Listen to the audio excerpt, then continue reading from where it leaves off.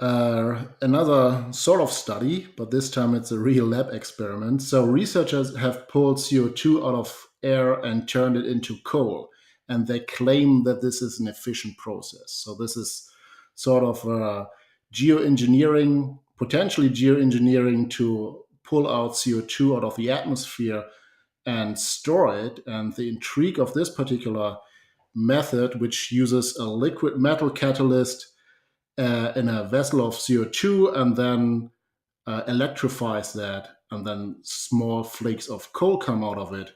And the intrigue of that is that coal, of course, is a solid form of carbon, um, and that makes it very easy to store it. So other proposals like compressing CO2 into liquid form have various problems because they are sort of unstable. You have to seal them underground very tightly and make sure that they don't, break out and get into gas form again.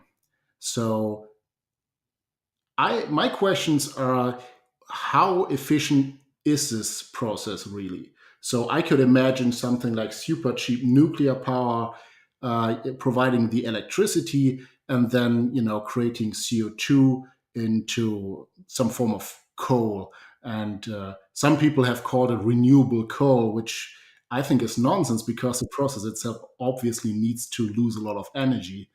You can't just reverse the combustion of coal and get out of this process free of charge. So this is of course expensive, but it could be a potential solution if CO2 by the end of the century turns out to be a real problem in the atmosphere. Yeah, But then, I like. Sorry to jump in, but I like.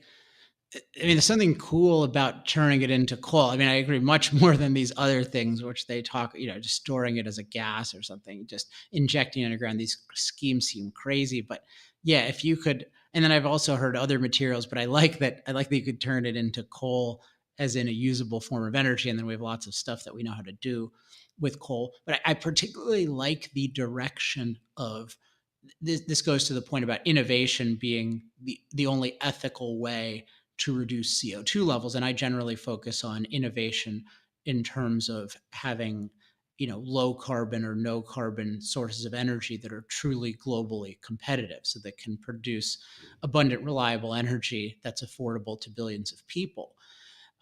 But there's also the perspective that it's really good to develop the, if you're concerned about this kind of thing, to develop the capacity to economically extract it from the atmosphere. And then if you have any promise with that and all of the huge uncertainty that you have with any significant negatives of rising CO2 levels, then it's actually a really good thing to wait in many ways and to say, okay, yeah, let's focus on these technologies. Let's focus on developing these capacities that have positivity to them anyway. Let's not compromise our standard of living. Let's in fact have as much prosperity as possible, which will also drive these kinds of innovations, and that'll enable us to create better nuclear power and then also better carbon capture, if that's, or carbon dioxide capture, if that's actually desirable. And one thing connected to this, I really need to pull up the episode, but it's the episode with Ross McKittrick where he talks about having certain, talking about my vague recollection of it, but it sounded really bright, was that he talked about having essentially people who are concerned about CO2 levels and people who are less concerned, having them agree upon, okay, if it reaches this level by this date, then we'll do X or something like that, versus just having every year being confirmation that, oh, well, we should do this enormous thing, even though people like us, critical of those policies, can say, uh, well, that is a really extreme reaction to a relatively small temperature change. So I like this kind of thing as a kind of technological direction. But I think, Stefan, it sounded like you had another point as well. yeah, so provided that we would gain control over the actual atmospheric CO2 concentration with this kind of technology, uh, this would raise a question: what level of CO2 do we want? So, do we want to stop right here at around 400 parts per million? Do we want to go back to pre industrial levels like 270, 280 parts per million? which decreases photosynthesis productivity of plant life on the planet, or do we want to get a little higher? So the question has never been really asked, I think, in public debate, like what would be the optimal CO2 level that we want to have to optimize human flourishing? Yeah, that I like asking that question in a kind of detached way, where you just as if you had full control over it, because then you really need to consider, wow. I mean, you from a certain perspective, you could say, well, wow, if we could just economically add more CO2 to the atmosphere, that would just make life so much richer on this planet. And then if it could be a little bit warmer, think of all the benefits of that. So it's just fun to think about it. And then you see, oh, wow, why aren't people talking about these things now?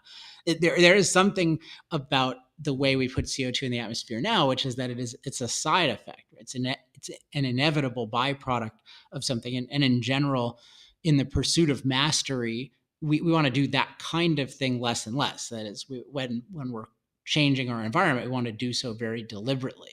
But nevertheless, there is still a question of, is this, if we could do this thing in isolation, would it be desirable or not, and to what extent? And there's at least there's a strong argument that it would be desirable, and that should at least be made, but it's not made because people have the premise that all human impact is bad, because the perfect planet is the one that would exist had human beings never existed.